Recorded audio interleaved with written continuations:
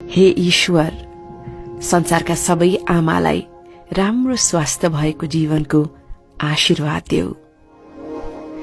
संसारमा आमा बाहेक अरू कोही छैन जसले नबोलिकनै मनको हरेक कुरा बुझिदिन्छ।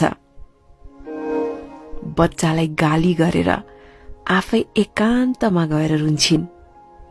आमाको माया नै हो साँच्चै हजुर, आमा त्यस्तै नै हुन्छन्।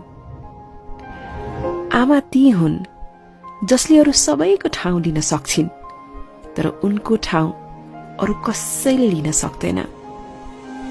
मेरा सारा गल्तीहरू माफ गरिदिन्छिन्।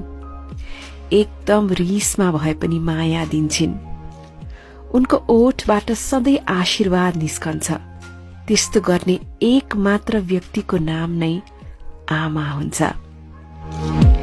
यात्रा लामो छ, लक्ष्य टाढा छ, छोटो जिन्दगीमा तनाव धेरै छ।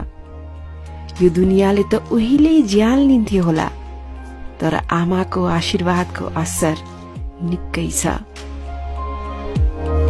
हरेक सम्बन्धमा मिलावट देखे, कच्चा रंगहरूको सजावट देखे, तर वर्षौं हो आमालाई देखेको।